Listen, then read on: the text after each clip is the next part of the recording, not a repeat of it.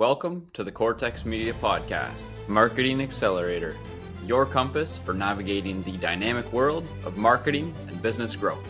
I'm Korson Schmidt, founder of Kortex Media.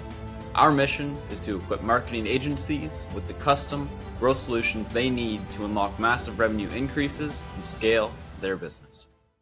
Hey guys, welcome back to another episode. Today, we're joined by an inspiring leader who has successfully navigated a unique entrepreneurial path. Paige Fuoco, owner of Hoyden Branding. She brings 9 years of experience and a degree in business and marketing, and a unique perspective forged by moving from Ontario to the United States, and eventually purchasing the company she started with right out of college. Paige and Hoyden specialize in brand strategy and development, having played a significant role in helping clients like the Founders Chair secure over $9 million in funding. Her expertise is defined by an industry-agnostic approach that brings fresh, unconventional strategies to every client. Paige, welcome to the show. Thank you so much. Thanks for having me. I'm excited to be here. No worries. I'm excited to get to know more about Hoyden, but let's start with the beginning. I mean, you made a transition from Canada to the United States, playing hockey, which is such a Canadian thing in general, being from Canada. Yeah. But let's put that aside a little bit. Do you mind telling us a little bit more about Hoyden? Kind of what are your guys' core services today? And kind of how it's developed over the 9 years that you've been there. Yeah, absolutely. So the transition, it gives me away a lot of the time over here, oh, you played hockey and then you must be from Canada. So yeah, that definitely is the conversation starter a lot of the time. But yeah, so just brief history, right? Came over here, went to school, got the job at Hoyden right out of school as just kind of the jack of all trades kind of marketing specialist. Just you tell me what I need to do and I'll do it. And then continued to climb the ranks, if you will, just kind of, I'm someone who wants to be able to do everything and be able to do it yesterday. So, as opportunities arose, I was just, let me do it, I'll do it, that kind of thing. So I eventually moved into a designer role, senior designer, and then I realized I like to be in front of people a lot more than what my current role was offering. So I switched into our brand strategist role and got to work a lot with our clients one-on-one, and then senior, and then my previous boss and owner, she had a life change and wanted to sell, and I was ready to buy. So that's how I came to be in the position I am now, which is really exciting. Now, amazing. Hoyden, at its core, we are a strategy first brand studio. And we say, we're here for companies who are tired of surface level shit. Like, we want to help companies break through that ceiling. And, pretty much every market now is pretty saturated. Finding unique ways to enter a market and thrive in it is kind of our bread and butter. Now, branding is in our name. We do, that's our kind of core service, is brand development, whether from the ground up, rebranding, even refreshing, and kind of realizing, I always say clients who have an identity crisis when they come to us, right?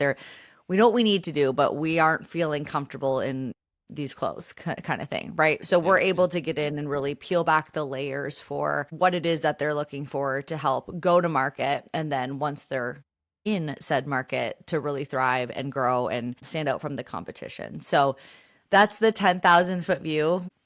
We, for the longest time, have done a lot of outsourced marketing work, which is still part of our process, but we are hoping to kind of shift away and really hone in on the brand strategy and brand development, because it's just what we do best. So little peek into the future there, but yeah, that's us at our core. No, that's amazing. That's awesome. One point there that we will talk about a little bit more later in the episode is these saturated markets today. And it's something that is affecting a lot of companies in every market, not even just the marketing field, but every market in general is, we're seeing more and more companies pop up. So we'll get into that a little bit later. But when you speak about these companies who are at intersections, they're in their own clothes, they have their own identity. Do you mind taking us through a quick story on how you guys have helped a specific client get their specific result from working with Hoyden? Yeah, absolutely. You touched on one at the very beginning, and I'm going to use the Founders Chair as my example just because it's such a success and has really grown to be more than just, a client vendor relationship. It's grown to be more of a partnership, and we have, plans in place to continue that growth together, and kind of help us penetrate that insurtech, wealth tech kind of market. So it's kind of the perfect example. So I'm going to use the founder share here. The founder of that company is James Wong. He came to us via referral from another client. And basically, the challenge he was having was, I have this idea for this company. And he's like, I've tried AI, I've tried working with other people who, in your own network that, like everyone tries to do, cost effective, quick. And if they're anything like me, it's hard to swallow your pride when you're building something, you want to do everything yourself. So he came to us with this unique issue, and we did our usual process. And this was at a time to the couple months leading up to me taking over Hoyden. So it was a unique transition. His brand kind of went live, and so did my role as owner. So it was really unique, kind of been with me since the beginning. So anyway, we were able to develop this brand that really told the story of what he was trying to do, which is bringing together a group of industry funders to help not only invest in founders and startups, but provide mentorship and provide this layer of partnership opportunity, all in an event-based platform. So everything is ran through a series of events throughout the year. We bring everyone in. James will fly in or get the funders in and kind of cover their room and board, their meals, all that stuff, which is an insane offering. And then the founders, they come in, they do their pitch for the day. It's about an hour per founder. And then we have a really unique opportunity to kind of sit and network and get to know one another. And it's just, the people are such good people. I'd be stupid not to take advantage of this space and continue growing there. So the success around it, not only did we develop something where he says, and this might lead to something in a little bit down the road here in the episode, but he said to us, like, I tried all these AI tools and like I needed the human element. No matter what I did, I could not get it to this point. You guys heard me. You brought this to life the way I wanted it to, and that allowed us to run with it. Now, do we use AI tools along the way to support his marketing efforts? Of course. Same idea. We'd be stupid not to. But at the core, you have a really deep understanding of the brand positioning and where, we want to take it when you have that human connection. So we were able to get him up and running. The brand was developed, and he's like, well, I have to actually go do the things now. And he's like, do you guys do that? And we're like, we absolutely do. So we do that marketing piece, right? That goes hand in hand with building a successful brand. So we've been with him, like I said, since that beginning. And his goal for the first year, which was 2024, his goal was to have about $1 million of investment happen between the funders he was bringing in for the founders. Now, we did 3 events. We did Dallas, Philly, and Irvine. And all 3 events, we had, I believe, 7 to 8, depending on the location, founders. So that many people coming in to pitch, and the funders were able to invest. We did 9 million. So there's ongoing like repeat funders who are coming back and they want to give more or they want to help in a different way. So that's the monetary value. But what we've learned is what's invaluable is the connections, right? And the mentorship, because you're working with like seasoned vets in the space where people are just kind of getting started, getting their feet wet. So it's a really incredible idea that was brought to life. And then, like I said, we've been able to kind of help facilitate all of these things. We, engage on James' behalf, whether it be LinkedIn or content creation, that kind of thing, which has been awesome. And we've just built such a strong relationship, company to company, but really him and I,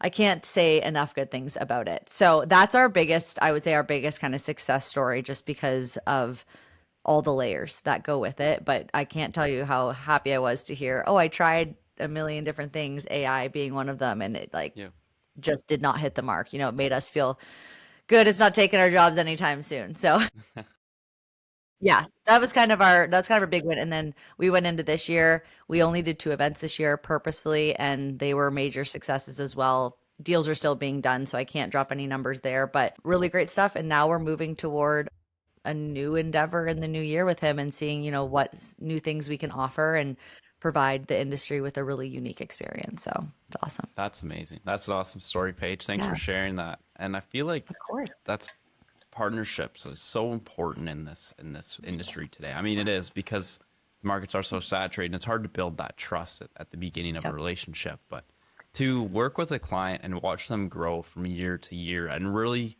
from the foundation of the foundation of the idea as well. Like him going Yep. out to work with other companies, try to put some ideas together, couldn't figure it out, and come to you guys. You guys build that foundation, and then he go out and execute it with him.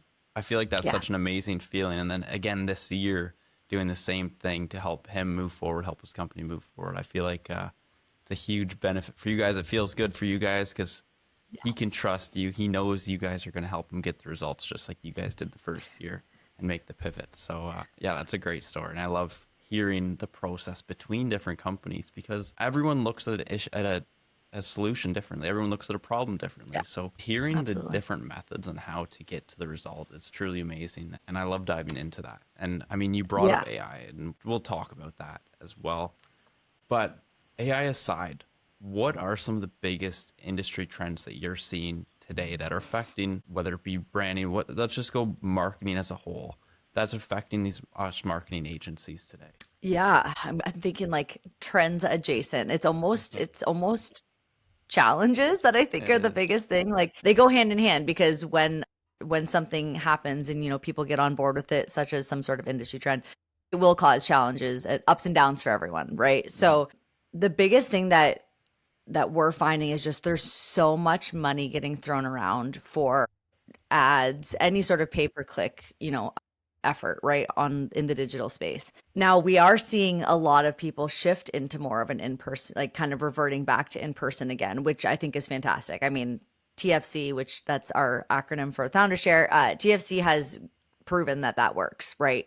That said, you do have to have a connection with the people that you're bringing in, like having that kind of already aware of the space and having a presence in the space is obviously going to help, right? Penetrating a market that you've never been in before and knowing no one, you're going to have a little bit of an uphill battle, if you will. So we're seeing that shift quite a bit, which I am so happy to see. Like I said, being behind the screen is one thing. This is a little different, but being in person and having those one-on-one conversations and being able to body language speaks for itself. sure. You can tell when someone's feeling comfortable or uncomfortable about the situation they're in, and just building like you were saying, like true partnerships, right? So that I think is definitely trending in the right direction. Now, when I kind of take a step back to like some of those challenges and that money piece, that's a big reason why we're stepping somewhat away from your traditional outsourced marketing services, because unless we're a big enough agency and we're 100 people and we're able to pull in those who have a marketing budget of 50 grand a month, like you're not going to be able to compete with the big people out there, right? Think about your major companies. They're all spending 10, 20, even $50,000 a month on pay-per-click ads, and like you're never going to be able to get in front of that, right? It's just you're setting yourself up for it's a loss. You're fighting a losing battle. So not that we don't love to rise to the occasion and hit me with the challenge. I love a good challenge, but not when it's, at the success of the company. Like I don't really want to have a challenge I keep for what? Like I don't need to prove a point. We just do what we do good, right? Or do what we do best, excuse me. So that's kind of something that we're seeing. That's a really big challenge. And not to mention just how quickly things are changing. It's so hard to stay on top of it because, you get so far and things start working. I use SEO all the time as an example. You get your SEO strategy really, solid and set in stone and everything's working. And then you find out that Google released a new way of monitoring and their algorithm shifted. And now they really value this because AI generative responses are actually what you want to piggyback off of. And it's like, we just spent 2 years, building a strategy and implementing this strategy to start working just to have to start over. And it's just, in my opinion, not a good use of our clients' funds. It's just, like I said, you're fighting a losing battle with it. And it's just not, it doesn't make for a good work day because it's very, very frustrating. And so we figured, kind of analyzing that and realizing things are not going to stop changing. They're going to continue to change at a rapid pace. What can we do? Like we need to adapt and we need to just kind of be accommodating to those things and focus on what we do best. So I know I answered your question a little bit there, but those are the big things that we're seeing. And as it comes to branding in general, I mean, I know we said AI aside, but the AI piece is important to note just because you can use it as a tool, yes, but if you use it as the end all be all, until they come up with something that is, a replication of a human brain, I just don't see it taking our jobs, who I can't remember who said it I was on a conference or seminar, and like anyone says, right, AI might not take the job, but the people who know how to use it will, so kind of taking that for what it's worth, and having that in the back of your mind throughout the day. That's another big trend, is just people using things in the AI space in general just really well, right? And being able to implement them into their day to day and be more efficient and do more for the client, that kind of thing. So there's a lot, but in a nutshell, I'd say that's probably the biggest few things that we're seeing, and how we're kind of adapting to meet the needs of the consumer and not set them up for failure or ourselves. Yeah. You made a lot of great points there, and we'll get into the AI at the end of it, at the end of this here. But you made a great point with marketing in general. You can never, like you said, you can work on an SEO strategy for 2 years, and then Google changes their algorithm, and then you're back to square one, right? So marketing in general is such an adaptive testing game, especially because there is so much saturation within our markets today. There, like you said, people can spend $50,000 a day on ads. They can be a massive agency, spend $50,000 a day on ads, be getting all the work possible, but us smaller agencies can still make it, because there is teams out there that need a smaller budget team and a more focused team. With these bigger agencies, you're not going to be working with Paige. You're not going to be working with Korson. You're going to be working with someone who's passed down. Maybe they don't give a shit quite as much as the owner. And a lot of people navigate towards the smaller agencies at the end of the day as well. So, I mean, just to kind of expand on that, I kind of went a little bit everywhere with that point there. But people are still looking for smaller agencies, and we can't ever stop testing. We can't ever stop navigating this field, because it's going to be changing all the time. Just like Facebook algorithm and meta algorithms change all the time for meta ads, right? Even email scripts, you need to change them up as well. So marketing is such a difficult landscape, because we're always having to test, we're always having to try new things, we're always having to pivot into finding what works today and what doesn't. Couldn't agree more. And it's exciting, don't get me wrong. I mean, my biggest fear is doing the same thing every day. That's exactly why I love doing what I do, and I am excited about implementing changes in the new year, and pivoting to do what we do best, but also meet the need of the consumer. But it's tough. It's time is money, right? And a lot of people, you got to find that happy balance between realistic budget and capability, and where that kind of meshes together. So it's an ongoing challenge, not for the lighthearted, for sure.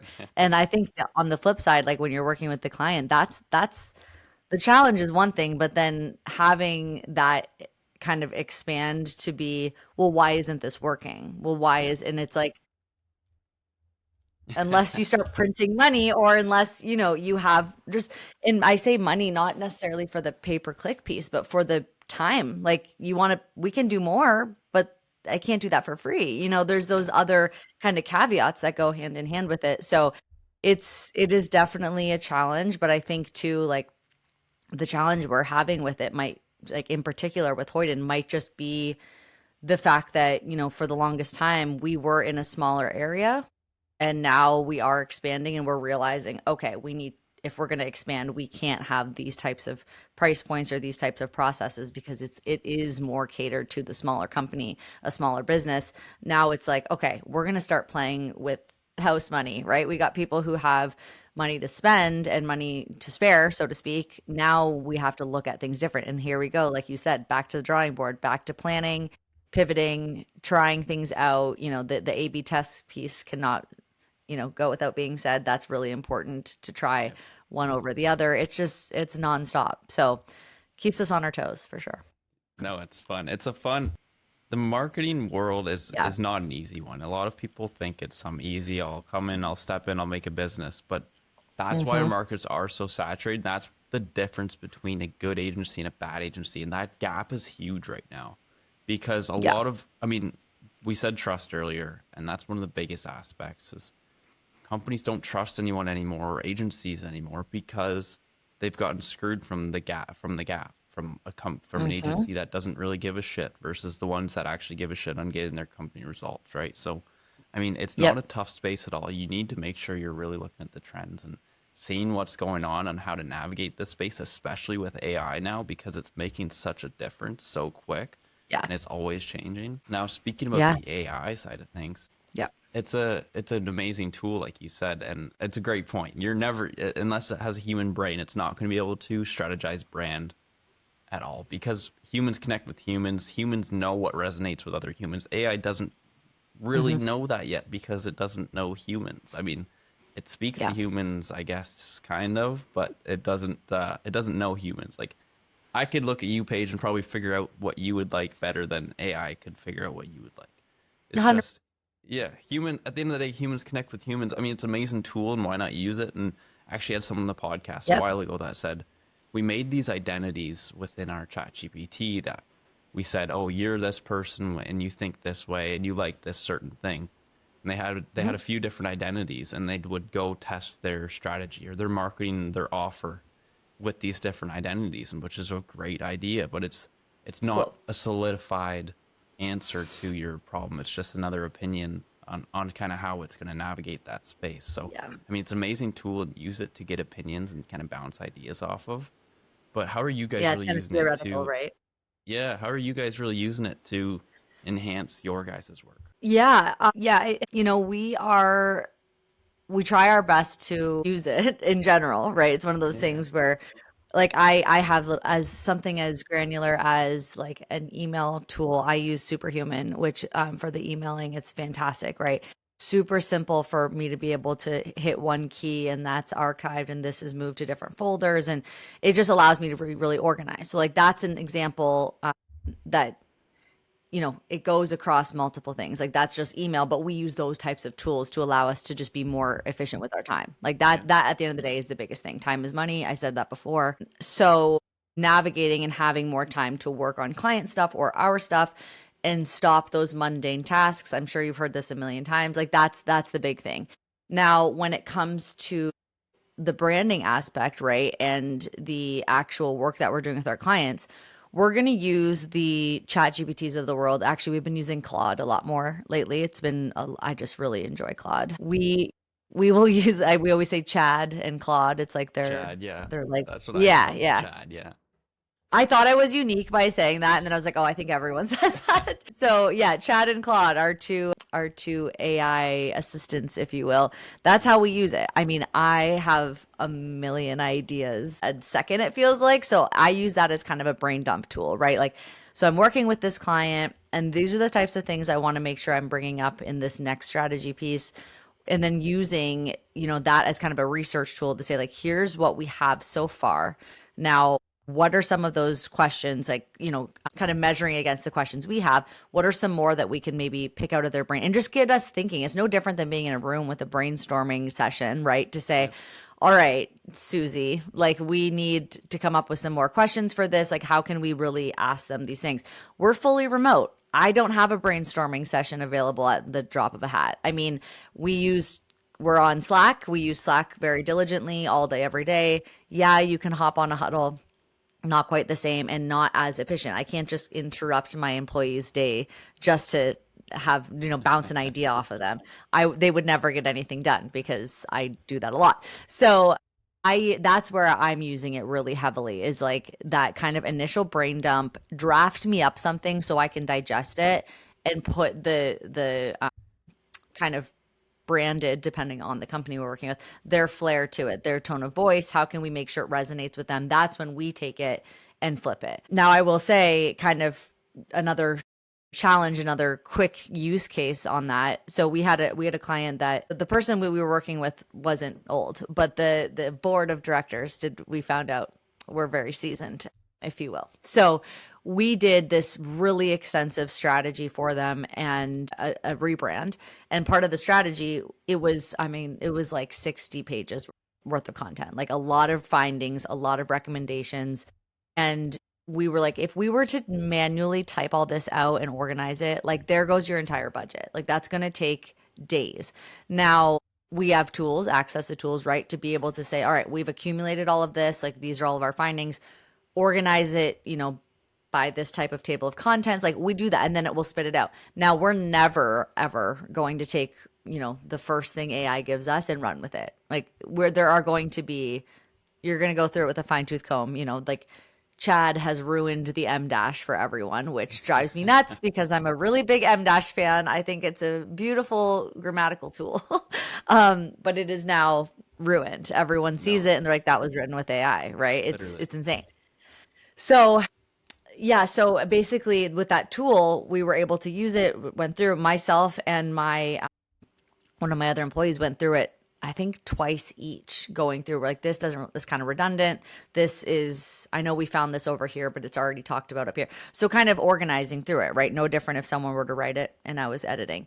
Now, when we sent that over, some of the feedback was just, again, older seasoned group. They were like, well, this was written with AI. And it's like, yes, you're right. that's not a bad thing. Like we didn't have AI do the work for us. We had it write for us because you would have to double your budget if you wanted us to do all that stuff manually anymore. Like we're moving too quickly now. You have to get with the time. So that was just one of those really good teaching moments where it was like, am I offended by the fact that they're coming back and saying that, well, this, like, you just don't, they are too young, they don't get it, whatever. And it's no, you're actually really behind the curve here. Like we need to go in this direction to be more efficient with your time and money, So it was a really interesting, like I said, kind of teaching moment, if you will. And it allowed us to kind of think about it a little differently because we don't want people to think we're charging them and we're not doing the work, but that's not the case. We're just doing it more efficiently and having things be able to expand on some thoughts because we are human and there's only so much that we can research on our own without having the help of AI to go crawl the web and bring us back data, which brings me to one more tool I want to talk about, which is Perplexity. We've been using that for a long time, but that is my like go-to search tool now. Anytime we're looking for something and want to pull in, just with the amount of sources it provides, with the amount of context, just to kind of be able to expand on the initial thought. It's just really powerful for that. So we'll kind of utilize them together and kind of build a workflow in a way with the tools. But again, the clients aren't getting the raw export. They're absolutely not going to do that. And some of them love it, some of them hate it, but it's going to come with the price difference. That's if you don't want to use those types of tools. Yes, definitely. I feel like that's a great trend that you actually brought up. There's the education factor between client and agency as well, right? Like you look at a lot of agencies and you could say you're using AI, but they don't want to work with you because apparently you're using AI for everything, where no, you're just saving time so you can focus more on their project. Like if you guys had to type all of that information out, you guys would have been there for days. You wouldn't have been able to actually focus on executing the project, and they would have been charged a lot more money. At the end of the day, you're saving the client money by using these tools properly, and they know when you're using them properly versus when you're not.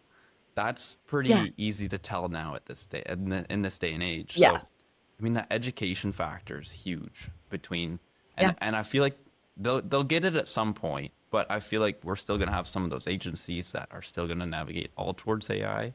And I mean, but at the end of the day, you still need human touch to do it as well. So, I mean, no one can do everything with AI yet.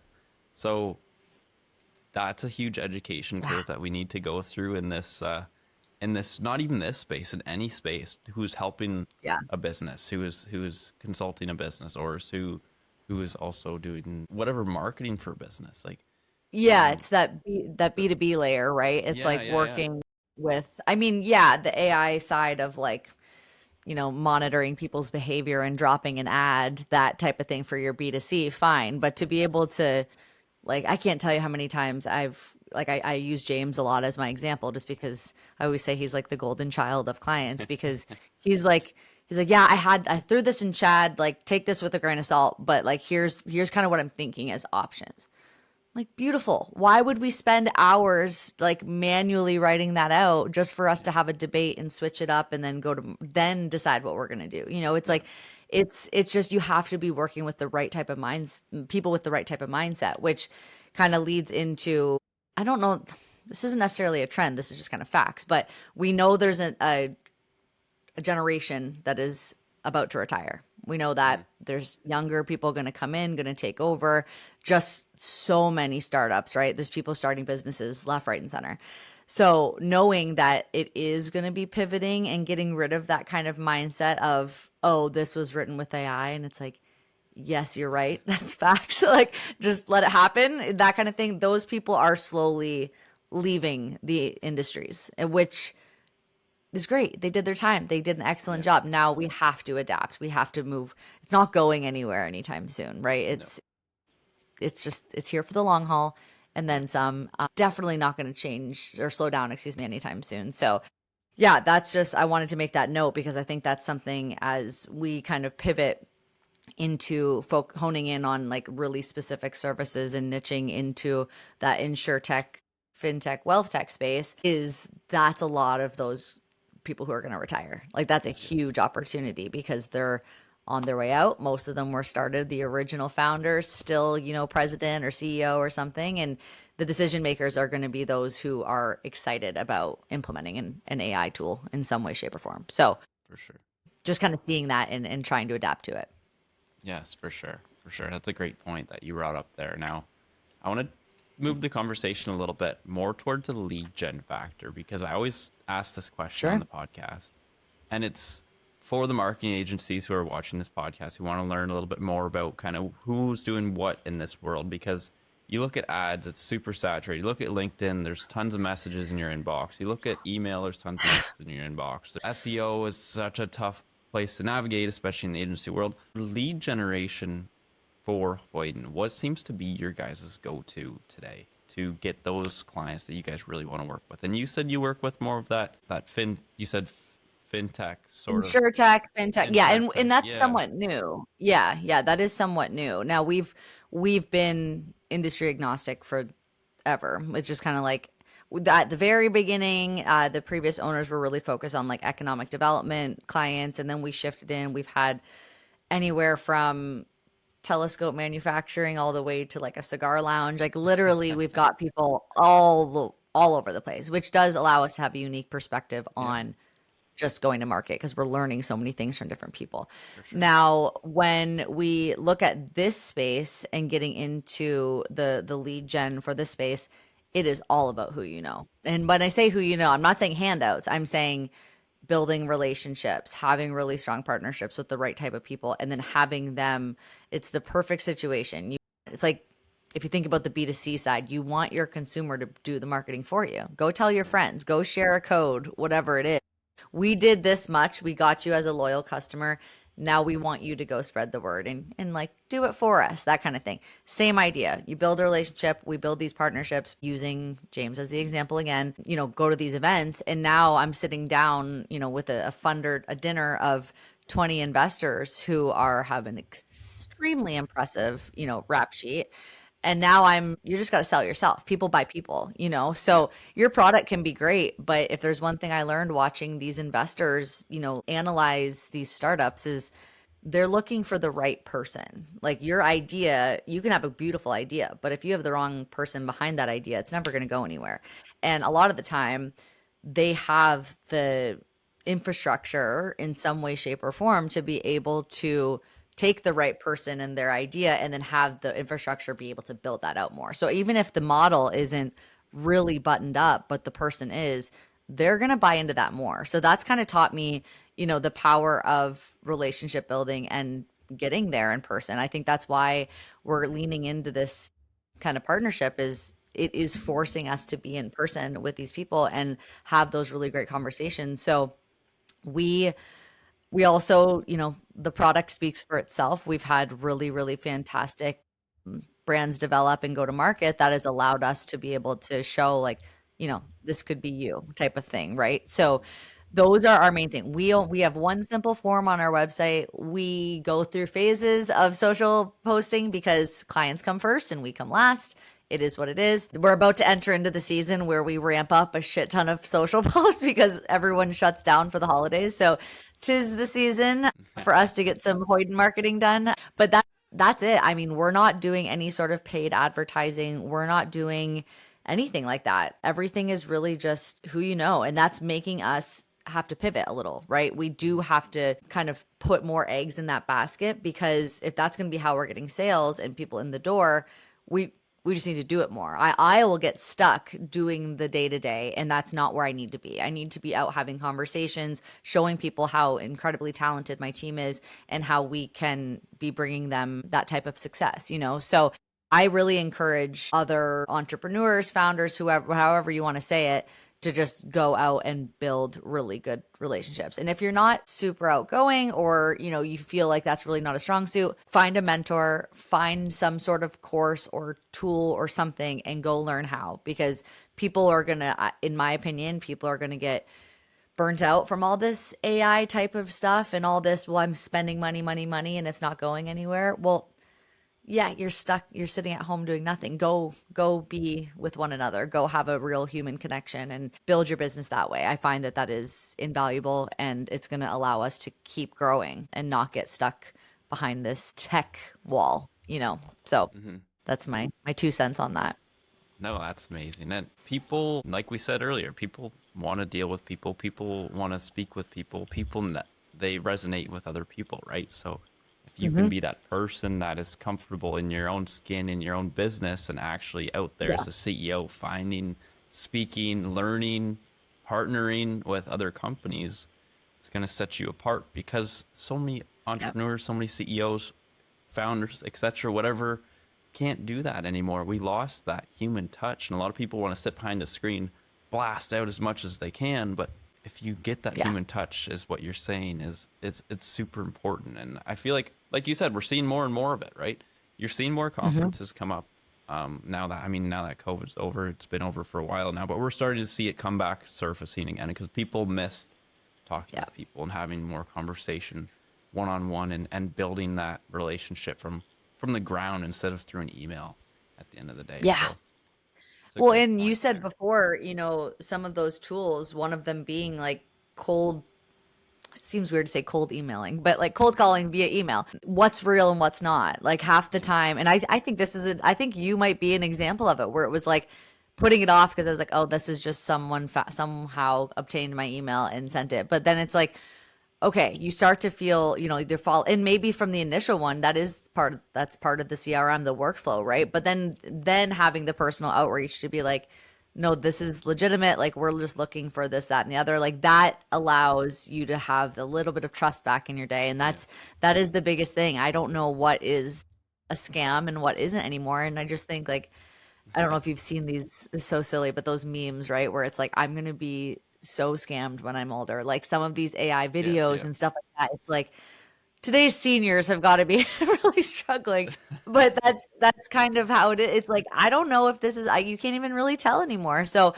it's just, that's why it's so important to have the human touch. I mean, LinkedIn, you get those, luckily it tells you when it's sponsored, but I'm like, just stop sending me messages. Like I'm going to, if I say yes and I get in, then it's going to be, you want how much money from me to have my name on what? Like, I'll be fine without that. You know, there's just, it becomes scammy and you lose the trust. And with branding and strategy, right? Trust is everything. You want to build a loyal customer, and you want to let them take your product or your service and go tell the world about it, that you had a really good experience. And I think that does go, I should have said this earlier with the lead gen piece, like the layer of really strong reviews and having people just talk about the experience or the product, whatever it is obviously really important. Because I think I'm realizing the more I talk, I'm finding more trends.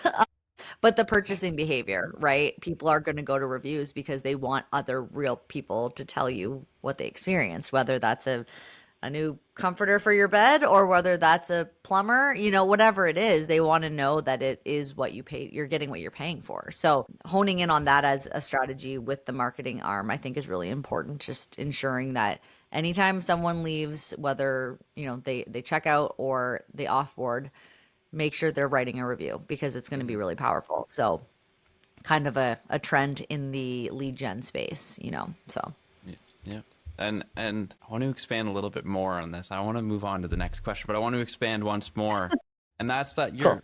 whole brand, your whole company can portray the CEO aspect of finding new people, talking about how good your company is, talking about how you guys have helped specific clients. Just like you said, you want to be out there supporting your team and showing your team how good you are. Your team can do that as well because they're just as important. Yeah. They're the most important pieces to the puzzle because they execute the Yeah. work, right? And sharing that they are able to do that. They are able to portray themselves as the expert and bring people into your company, because a lot of people just show up to work and that's their job and then they go home and they don't Yeah.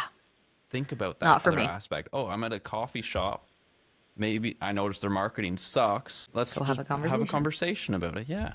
So Yeah, just wanted exactly. to Yeah. kind of pull that into full effect, full circle there. No, that's a great point. I mean, part of our first core value is love what you do, right? So that doesn't mean you show up and you do the same 5 things and you check out for the day. Like, I want idea generation. I want people to be comfortable with the uncomfortable, which would be you're out somewhere and you realize they don't have the it factor. Okay, well, we can maybe make that happen. Hmm. That is huge. And we always preach, because we've got this like external branding piece, right? All the typical work that we do, but then no one really talks about the employer branding, right? The internal side. How are you attracting and retaining your employees and making them love what they do so that they will be an advocate for your company, for your brand? Like, you need to be able to walk the walk internally as well. The most successful companies have employees who are extremely proud of what they're doing. I mean, this is kind of an interesting example, but I think about like the Fords and the Chevys of the world, right? Where they were on the assembly line and they were making the car, like back in the day, and like they wear that a badge of honor. Like my father-in-law and his wife, the two of them both worked at Chevy, and they like, it's amazing how like we were going through old storage stuff, finding like merch, like all this stuff. Like, they loved it. They still talk about it because they also have a beautiful pension. All the things that happen to have a good experience as an employee. You want to be taken care of by your boss, by management, whatever it is. And that alone, like I always say, it's not rocket science. Like, it's really not hard to be a good leader, a good boss. Just you need to encourage that they can also be the ones to sell, to go talk about it. And you don't want people to be like, "Ugh, I have to go to work tomorrow," and that's the tone that you're setting. No, it should be like, "Oh my God, I love my job. I get to go to work every day and do this, that, and that." So Yeah. that's kind of I think a really important underlying point, and I'm glad you brought that up, because I say this all the time, but my proudest moment was, if my girls have said on multiple occasions, like, I'm not going anywhere. Like, you're gonna have to fire me to get rid of me. Like, that is music to my ears. I never want to have to do that, but that is like the best thing that you can hear, right? Like, you're not going to go anywhere.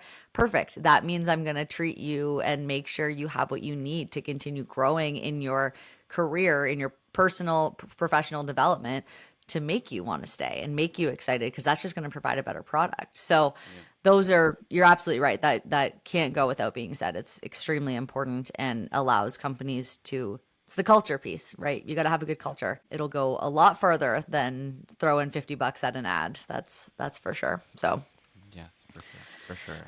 Your yeah, team is what pays your bills, right? So you have to make sure that they're happy and moving forwards.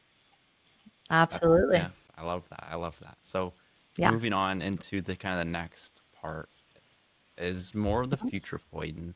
And I Yeah. mean, you've stepped into this role now as owner, which is super exciting. You've been here for a few years, but what is your vision behind Hoyden? Where do you want to take Hoyden in the future? So, kind of what I was saying earlier with letting go of some of that marketing, like outsourced marketing work, to an extent. I mean, the challenge with it is that it's consistent, right? You have a retainer basis. You have people who are coming month over month, paying month over month for your services, which is really important. But due to the ever changing climate of the marketing world, we want to pivot a bit and not only start niching a little bit more in our industries to focus on, like I was saying before, your insurtech, fintech, wealth tech, all that stuff, but honing in on our services as well. So kind of doing this multifaceted, like kind of two buckets is what I see it, like pivoting to your brand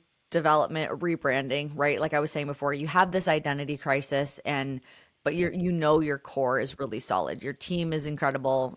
Everything internally is solid, but the world doesn't know the real you because you've never had any sort of brand presence or positioning that speaks to who you are as the owner and where you want to see your company go. So that's kind of the first bucket. And then there's the second where I see us kind of leaning into where we have this initial phase where myself and fellow strategists on my team would actually work, because this is the client that has a broken foundation. They might also have the identity piece that they're looking to fix, but they also don't have a really strong culture, or there's a disconnect between leadership, all of those things that might be the case. We want to come in and be able to peel back those layers and find out what is going on at your core to be able to then recommend, okay, here's your strategy. And part of that is going to be some form of rebrand or refresh of some sort for your brand.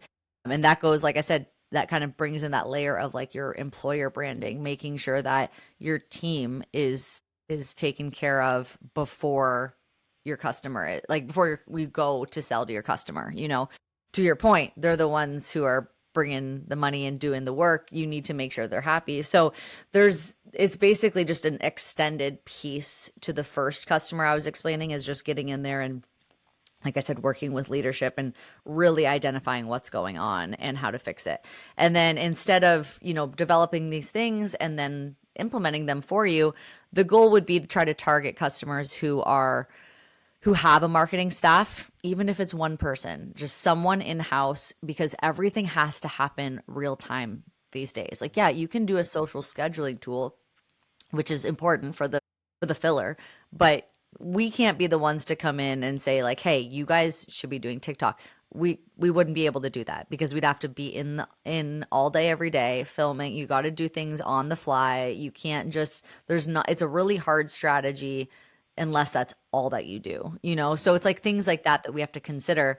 And that's why I think working with companies who have a marketing person or team, they can take all of the things that we developed, all of the strategies and the assets.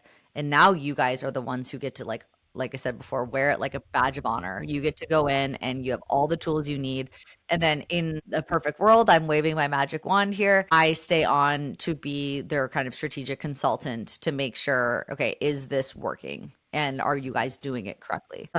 Excuse me. So that's kind of where I want to take things, is just pivot. I mean, we're not reinventing anything. We're not starting from scratch. We're just talking to a new set of people and offering, like really honing in on the things that we do best. So that's kind of the future. I mean, growth wise, my goal is I think I want to get to 10 internally. Right now we've got 6 with multiple like outsourced vendors, but I want to get to 10 over the next couple of years. I think that's going to be a comfy place to hang out. As much as I'd love to grow and be known worldwide, I like the boutique feel. I love having like an intimate kind of family perspective. My team comes over for the holidays. We do it, like that is really important to me. So I don't see that going anywhere, but where I can find a really happy medium between, getting too big and staying so small that it's hard to grow. Scaling is really freaking hard. So yeah, that's just kind of the future. And we're, like I said before, we're fully remote too. So maybe one day there's an office or even a kind of satellite location or something. I would love that. But at the same time, that money can go into my employees' pockets instead of for what? There's co-working spaces now. There's a lot of things you can do. So being mindful of, not getting stuck with the shiny stuff and wanting to change. So yeah, that's kind of it. Oh, that's amazing. I love that. I mean, why be in an office space really these days anyways? Like, for your employees have that opportunity to be on the other side of the world if they wanted to work nights. But if they wanted to be on the other side of the world to work with Paige and work with your company, that's an amazing opportunity. To be able to travel and work is something, I mean, we've seen it for the past few years now, but it's something new and it's something really amazing and super beneficial if you can do that. Yeah, I I couldn't mean, agree like, more. yeah, to It's have huge. that opportunity is amazing. And I love the growth factor. And you guys are wanting to almost become that brand awareness, like get them in a deep foundation on their brand and then make sure, just be that like consultant I ju- basically and be like, you have to stay on track. You don't, if they go off track, you're being that coach almost, yeah, coaching them in the yeah, right and direction, mentoring them in the right direction. we always tease, this is actually something that I stole from South Park. They say this on South Park, but being your accountability buddy. So that's like what we say in house now. We're like, okay, I need an accountability buddy to be like, hold me accountable. You're that, like, you're the buddy that keeps Yep. you moving. So that's kind of, it's not the sexiest word for selling, but yeah, it would be that strategic consultant, kind of like fractional CSO type of idea, right? It's like monthly we're touching base. I'm able to look at all the reports and see what's going on and just advise, right? I don't We could get in there and do it, but it'd be a waste of your money because you're going to need to quadruple the spend in order for us to be able to match what an employee is doing real time. Now, Yeah. the selling piece with an agency, right? Like, and I'm sure you have heard this or used this, where it's like you're paying a salary for one person or you're paying that much for the year for a team. Like, you're better off. You're also not working 40 hours a week as a team. Like that, then you're paying for multiple salaries, but that is a huge benefit. It's just how do we want to combat some of those challenges and make sure, like I said, we're doing what we love. At the end of the day, that's the most important thing. So, For sure. For sure. You yeah, gotta make sure you wake up with a smile on your face, right? Make sure you're absolutely. excited to dive into this next brand aspect, this brand deep dive, and continue on. So, Yeah, finally, exactly. Paige, for the young marketers or entrepreneurs just getting started within this, I mean, this crazy industry that we're all trying to navigate right now, what is the best piece of advice you have for them to take their first steps? Yeah. I've got a few, but I would say mainly like continue to be curious. Don't stop learning. Listen to multiple perspectives. Like, don't put yourself in a box. I think a lot of people find something that they want to hear and they hone in on it. It's like, that's fine. But until you start hearing other perspectives and allowing yourself to be, like I said before, be comfortable, excuse me, with the uncomfortable. That's the big thing. Like, go push your own boundaries. See if, like, well, I usually wouldn't really like how you said that, but that's true. That's a good point. You need to be open and willing to hear the perspective of others in order to find your own voice and to be able to find, your own strategy. So that would be my biggest thing. Second, like, the culture is everything. Make sure you have the right team with you. If you don't, you're not going to love what you do. And as much as I don't believe this, people aren't idiots. They know when there's friction, they know when there's not a really good connection. So making sure you find the right team and have them also have the opportunity to always be growing and always be learning. Like, you have to be able to give your team the tools that you're using for yourself to grow if you want them to grow as well. So I think I see that a lot with companies. Higher up is higher up, and it's a pyramid. It can't be. You need to be able to come down and kind of be like the center of it all with your employees around you, not so much I'm way up here. So I think that that's really important. And then finally, just the power of saying no or telling, listen, the client's not the right fit. Don't You can't budge on that. Like, if they're not the right fit or they're treating someone not the way they should be, kick them out. It's just, it sucks and it might sting a little from the monetary side, but you just don't. Life's really short, and it's not worth, being miserable just because of a paycheck. So Yeah. those are my kind of three nuggets of information and advice I would give. Well, that's great. This whole episode's been full of information, full of experience, advice, knowledge. It's been amazing, Paige. Thank you so much for joining me to take the time Right. to kind of try to navigate this landscape we're all trying to navigate. And there's a lot of great points made and a lot of great perspectives made as well on how to navigate this landscape. But we're all going to be having to pivot, just like we said. We're all going to be having to make changes and move with the industry itself. So I Yeah. appreciate you taking the time to join me today. First, thank you so much for having me. This was really fun. I'm eager to see what comes of it. And, if you'll have me again on a different topic or whatever, I'm here. I thought this was really fantastic. I appreciate very thoughtful questions and insight. It was awesome. No worries. Just one last question. Where can people find you if they want to get a hold of you or Hoyden or Yeah. just have a conversation with you? For sure. So hoydenbranding.com is our main website. I would say follow me on LinkedIn or the company. All of our team is on LinkedIn. I also have, I try to keep my personal and my work a little separate on like the Instagrams of the world, but we're on Instagram as well. We've got a TikTok, all the fun social platforms. We try to walk the walk as much as we can. And then just if anyone wants to shoot an email or anything like to get connected, it's just paige@hoydenbranding.com. So any of those methods are fantastic, and I'll keep an eye out. Amazing. Awesome. Thank you, Paige, for joining me. Much appreciated. Likewise. This was great. Thank you so much.